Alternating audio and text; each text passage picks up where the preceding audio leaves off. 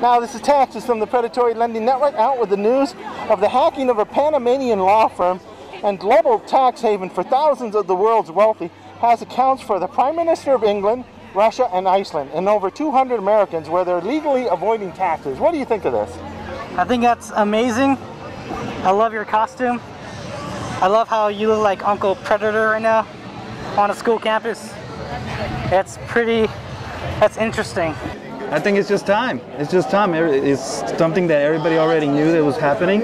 Now we actually just have evidence for it. I mean, it's really not surprising. People are going to try and hang on to what they've earned, and if there's a place for them to definitely legally do it, then they're absolutely going to stash their cash there as best they can. I mean, we've heard cases in the past of people doing it illegally for hundreds of years. Now it's legal. We can't really do anything to it, so why not for them? Honestly, it's not surprising.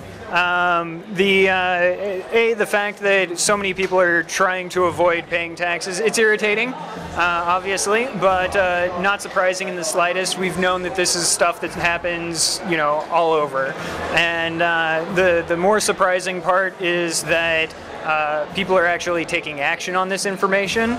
I was listening to the news yesterday, and they were talking about how there's a section of Wyoming that specializes in setting up shell corporations for the transfer of stuff like this, and apparently like 30 some odd companies out of Wyoming, you know, were found in the Panama Papers. So we're seeing people from all walks of life, but it's the rich and powerful that irritates me the most. The Prime Minister was at Switzerland or Sweden? Iceland? Was it Iceland? Okay. I know he resigned. He kind of got blindsided in an interview about it, and people were rioting enough that he stepped down. But I don't know. It's one of those things where you know it's happening but you don't have proof until something like this happens. So now the U.S. has the highest corporate tax rate in the world at 39% versus 24% on average, and companies are moving to Ireland. Because of this, in 2008, Ireland almost went bankrupt, but after reforming their government, businesses are now moving to Ireland. What do you think of that?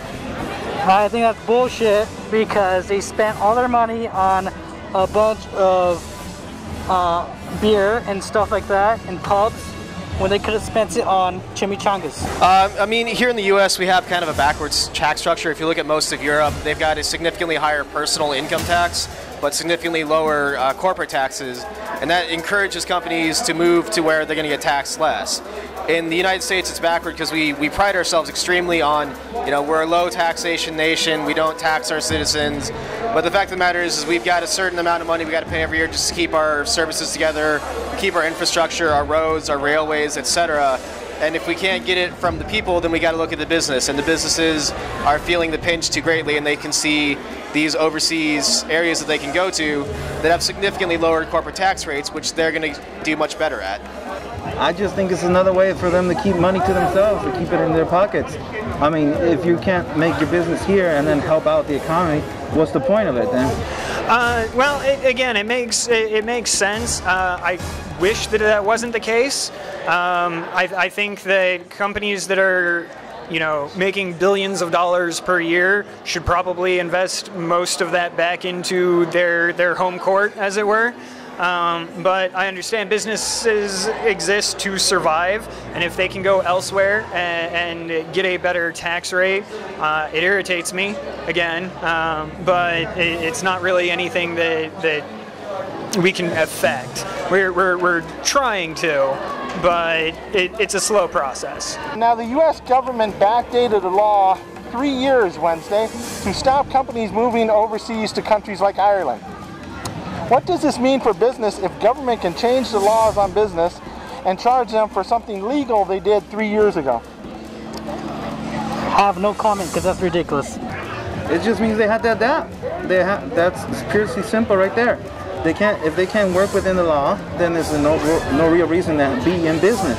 That is absolute crap, personally. To change the law and then say, oh, we're going to make this retroactive to 3 years ago, and what you did, which was totally legal and by the books, then we're now going to screw you over the bench for. It's immoral, it's uncalled for, and frankly, there would have been a million ways better to have done that. It's just straight up wrong.